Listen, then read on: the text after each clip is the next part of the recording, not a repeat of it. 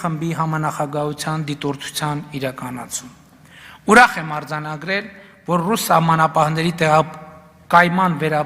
վերաբերյալ հիմա ակտիվ քննարկումներ են տեղի ունենում, ՀԱՊԿ-ի այդ աշխատանքը շարունակվում է, ԵԱԿ Մինսկի խմբի համանախագահությունը նույնպես որոշակի հետաքրքրություն է ցուցաբերում հարցի վերաբերյալ։ Մենք շարունակելու ենք աշխատանքը նշված ուղղություններով։ Հարգելի գործընկերներ,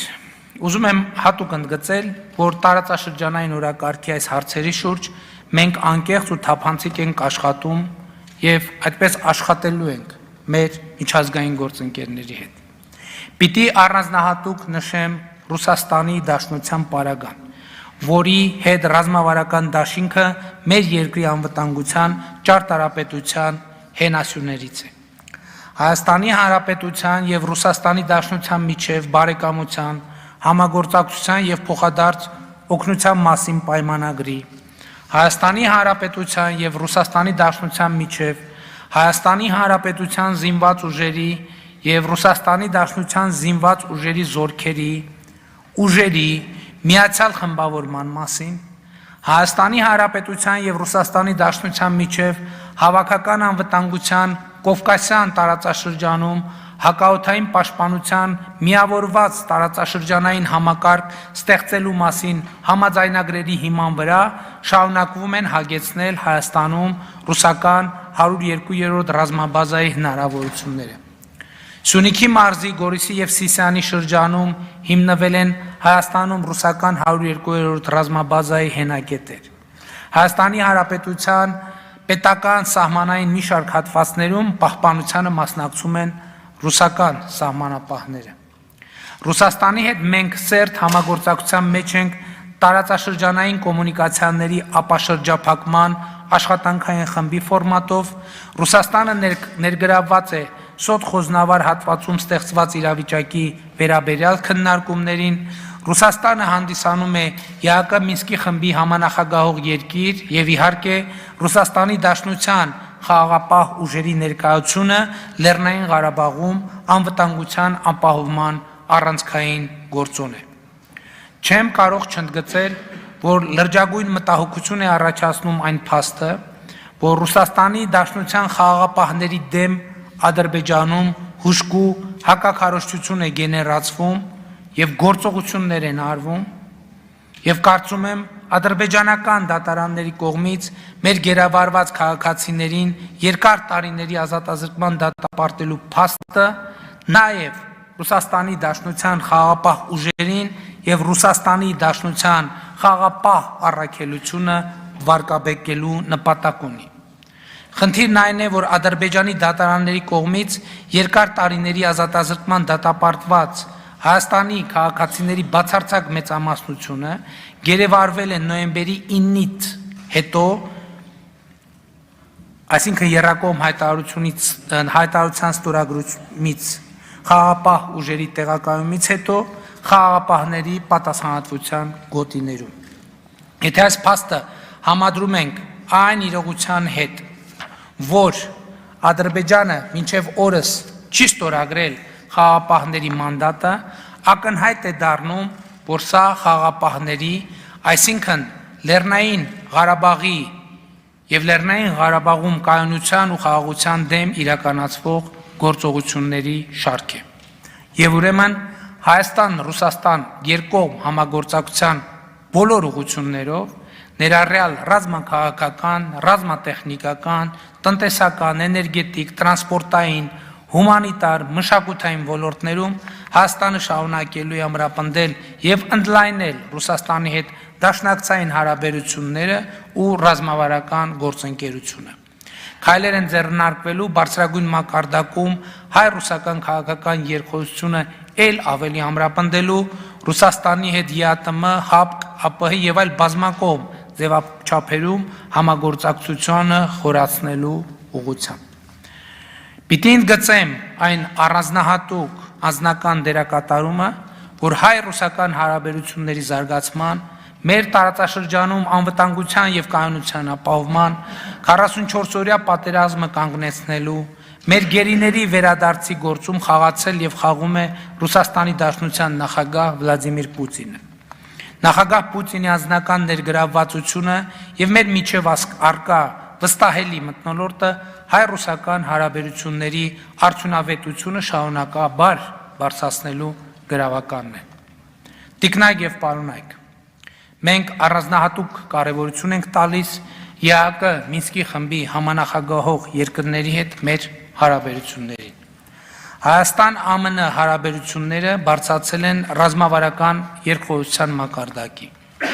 Կառավարությունը շարունակելու է հետևողականորեն աշխատել Միացյալ Նահանգների հետ բարեկամական գործընկերության զարգացման եւ խորացման ուղղությամբ, ընդլայնելով ժողովրդավարական բարեփոխումների, օրենքի գերակայության, կոռուպցիայի դեմ պայքարի հարցերում փոխգործակցությունը, ինչպես նաև տնտեսական ու քաղաքական ոլորտներում երկխոսությունը։ Պիտի ընդգծեմ ԱՄՆ-ի, ինչպես նաև Եվրամիության ներգրավվածությունը մասնավորապես Հայաստանում բարեկային ոստիկանության շարունակական ներդրման գործում։ Սա իսկապես արդյունավետ համագործակցության եւ հաջողության պատմության շատ լավ օրինակ է, ինչը համոզված եմ կշարունակվի։ Պիտի ընդգծեմ նաև Միացյալ Նահանգների վարչակազմի դերակատարումը հունիսի 12-ին մեր 15 գերիների վերադարձի գործում։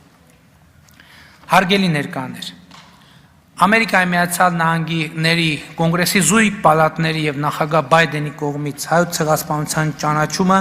չափազանց կարևոր որոշում է եւ էականորեն փոխել է ցեղասպանության միջազգային ճանաչման իրադրությունը։ Հայոց ցեղասպանության միջազգային ճանաչման օրակարգը պիտի ծառայի Հայաստանի անվտանգության երաշխիքների համակարգի ամրապնդմանը եւ սա է լինելու կառավարության առաջնահերթությունների շարքում։ Միևնույն ժամանակ ցեղասպանության միջազգային ճանաչումը Հայաստանի Հանրապետության կառավարությունը ծառայեցնելու է ոչ թե տարածաշրջանային լարվածության աճի, այլ ընդհակառակը տարածաշրջանի լիցքաթափման նպատակին։ Կառավարությունը շարունակելու է ամրապնդել Ֆրանսիայի Հանրապետության հետ առանձնաշնորհյալ հարաբերությունները։ Քաղաքական ոլորտում արկա փոխգործակցությանը զուգահեռ կոնկրետ քայլեր են իրականացվելու Ֆրանսիայի հետ տնտեսական հարաբերությունների խորացման համար։ Կառավարությունը հատուկ կարևորություն է տալիս նաև Հայաստանի առավել ակտիվ ներգրավվածությանը ֆրանկոֆոնիայի միջազգային կազմակերպության աշխատանքներում։ Խոսելով հայ-ֆրանսիական հարաբերությունների մասին, չեմ կարող գնահատանքի խոսքեր չասել Ֆրանսիայի նախագահ Էմանուել Մակրոնի հասցեին, որը բացառիկ դեր ունի մեր երկրների միջև հարաբերությունների զարգացման գործում եւ մենք հիմա տնտեսական կապերը ամրացնելու ուղղությամբ ենք աշխատում։ Միևնույն ժամանակ նախագահ Մակրոնը որպես ԵԱՀԿ Մինսկի խմբի համանախագահող երկրի ղեկավար լրջագույն ջանքեր է գործադրում մեր տարածաշրջանում կայունության հաստատման համար եւ մենք նաեւ այս հարցում նրա հետ գտնվում ենք սերտ գործակցության մեջ։ Ես արդեն խոսեցի այն մասին, որ Եվրամիությունը Միացյալ Նահանգների հետ շատ կարևոր դերակատարում է ունեցել եւ շարունակում է ունենալ Հայաստանում բարեկային ոստիկանության ներդրման գործում։ Իհարկե նաեւ բարեփոխումների այլ օրակարգերում։ Հայաստան-Եվրամիություն համապարփակ եւ ընդլայնված գործընկերության համաձայնագրի շրջանակներում Եվրամիությունը լրջորեն ներգրավված է Հայաստանի բարեփոխումների գործընթացում եւ այս իմաստով Բրյուսելի հետ մեր համագործակցությունը համարում եմ արդյունավետ։ Հայաստանում տեղի ունեցած արտահերթ խորհրդարանական ընտրություններից հետո, երբ ակնհայտ դարձավ մեր երկրի նվիրվածությունը ժողովրդավարությանը, ԵՄ-ն Հայաստանի զարգացման օրակարգին աջակցելու չափազանց կարևոր եւ սպասված քայլ արեց, հայտարարելով առաջիկա 4-5 տարվա ընթացքում արևելյան գործընկերության շրջանակներում Հայաստանում իրականացվելիք 7 ուղենշային ծրագրերի համար շուրջ 2.6 միլիարդ եվրո տրամադրելու պատրաստակամության մասին։ Այս պատրաստակամությունը առավել կոնկրետացավ Եվրամիության խորհրդի նախագահ Շարլ Միշելի եւ Եվրոպական հանձնաժողովի հարևանության եւ ընդլայնման հարցերով հանձնակատար Օլիվիեր Վարհեի հուլիսին Հայաստան կատարած այցերի ընթացքում։ Եվրամիության խորհրդի նախագահ Շարլ Միշելի հանձնառությունը այս առումով բարձր գնահատանքի է արժանի։ Պիտի ընդգծեմ, որ վերը նշված որոշման իրացման համար մեր կառավարությունը արդեն իսկ գործողությունների ծրագրերի իրականացման ճանապարհային քարտեզ է պատրաստել, որը մենք արդեն իսկ քննարկում ենք Եվրամիության մեր գործընկերների հետ։ Այդ ճանապարհային քարտեզ ծրագրի համաձայնեցումը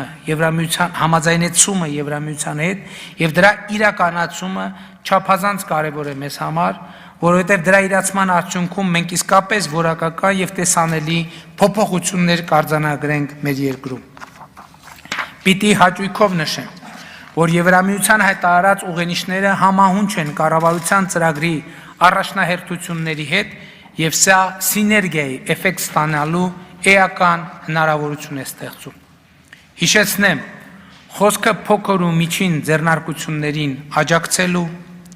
հյուսիս-հարավ մայրուղու եւ աջակցող ենթակառուցվածքների կառուցման,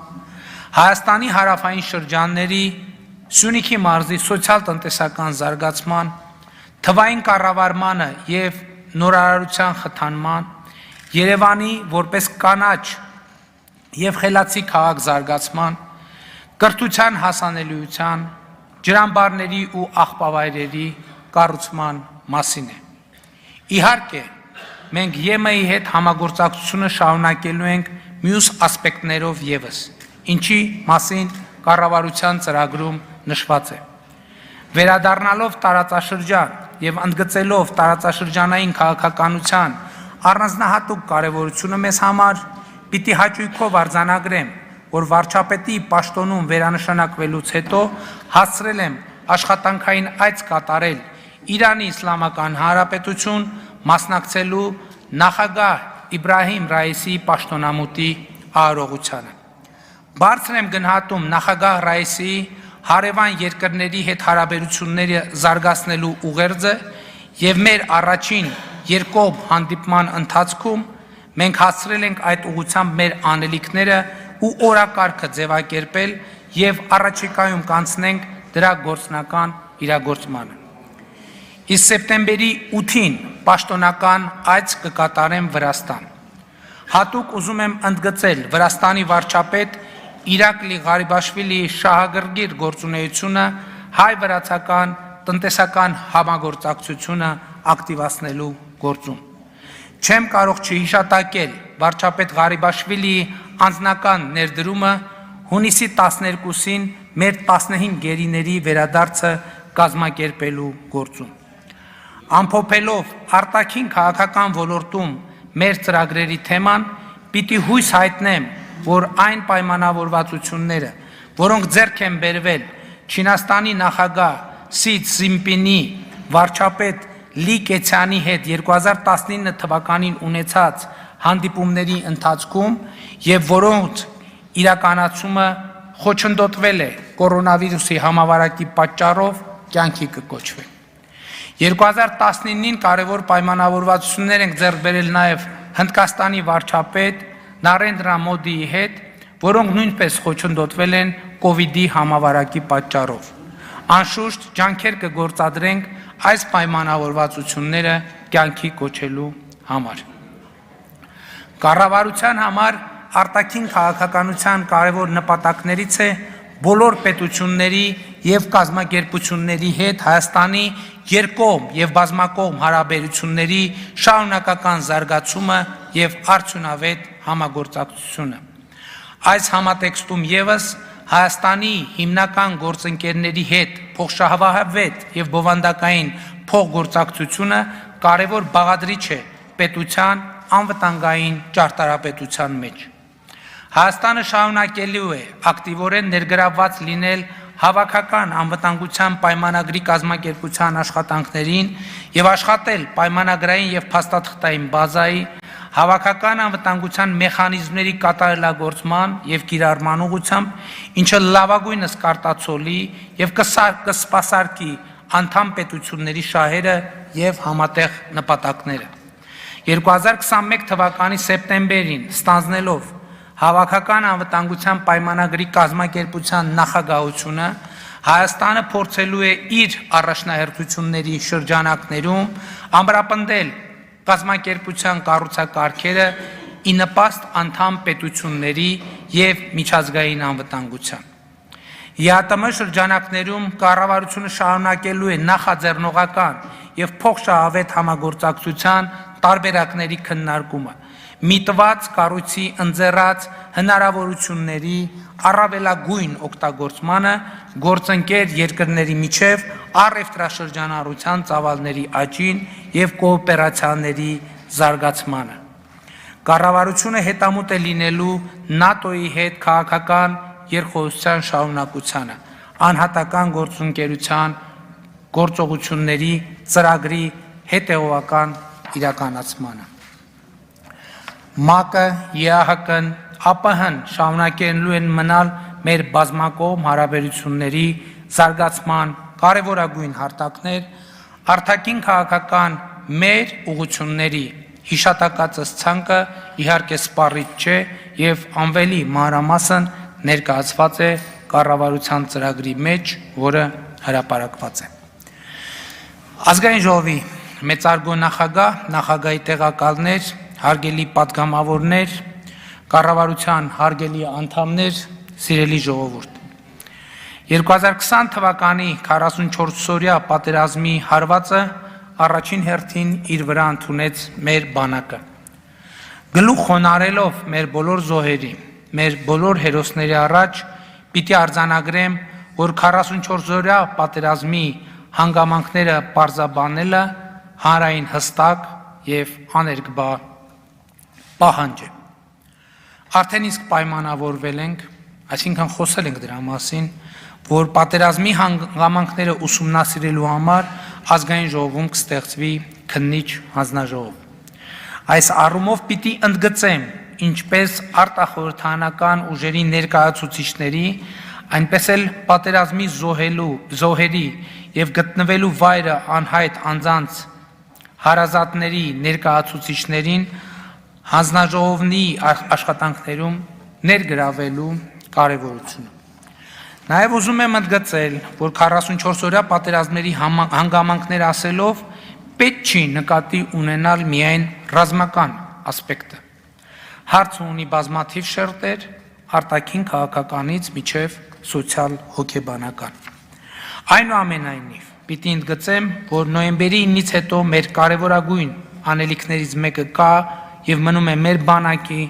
զինված ուժերի բարեփոխումները ու արդիականությունը։ Պիտի նաև ընդգծեմ, որ բանակի բարեփոխումների մեր օրակարգը որոշ ուժեր փորձում են ներկայացնել որպես վկայություն ագրեսիվ քաղաքականություն որդեգրելու, պատերազմ սկսելու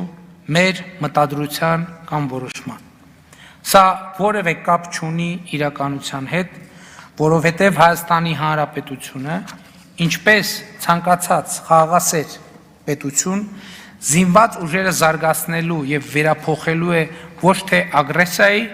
այլ ագրեսիայից պաշտպանվելու, սեփական ինքնիշխանությունը պաշտպանելու լեգիտիմ և սահմանադրական նպատակով։ Զինված ուժերի բնագավառում կառավարության նպատակն է իրականացնել շարունակական բարեփոխումներ, որոնք կապահովեն զինված ուժերի կողմից սահմանադրական առաքելության կատարումը։ Հայաստանի Հանրապետությունը տարածքներ նվաճելու, պատերազմ սկսելու որևէ մտադրություն չունի։ Ռազմավարական առումով Հայաստանի Հանրապետությունը աստիճանաբար անցում կկատարի պրոֆեսիոնալ բանակի։ Էականորեն կփոխվի ժամկետային և զորահավաքային զինծառայության կառուցվածքը։ Կարևոր ենք համարում նաև մեր բանակի տեխնոլոգիական արդիականացումը, ավտոմատացված կառավարման համակարգի ներդրումը, զինվորական ծառայության, գրավչության բարձրացումը, աշխատավարձային և սոցիալական երաշխիքների նոր քաղաքականության միջոցով, ռազմական կրթության որակի էական բարձրացումը, ինչպես նաև կանանց առավել մասշտաբային ներգրավումը զինված ուժերի մարտական ստորաբաժանումներում։ Պիտի ընդգծեմ, որ կանանց ներգրավվածության մասին թեզը չունի որևէ գաղափարախոսական կամ գաղափարախոսական հենք, այլ պայմանավորված է բացառապես պրագմատիկ հաշվարկով։ Կանայք Հայաստանի Հանրապետության բնակչության մեծամասնությունն են եւ նրանց ռեսուրսի թեր ներգրավվածությունը որևէ ոլորտում պաշտպանությունից մինչև տնտեսություն նշանակում է մեր երկրի զարգացման պոտենցիալի աղճատում։ Ասածը չի նշանակում, թե կանայք բանակում պետք է նույնքան ներգրավված լինեն, ինչքան տղամարդիկ։ Խոսքը պոտենցիալի հնարավորինս լիարժեք օգտագործման մասին է եւ այս պոտենցիալը դեռ պետք է բացահայտվի։ Բանակի բարեփոխումների եւ արդիականացման գործընթացում մենք իհարկե կարևորում ենք մեր ռազմավարական դաշնակցի Ռուսաստանի Դաշնության հետ համագործակցությունը եւ կարող եմ արձանագրել, որ այս առումով Ռուսաստանի Դաշնության հետ արդեն իսկ ունենք կոնկրետ պայմանավորվածություններ։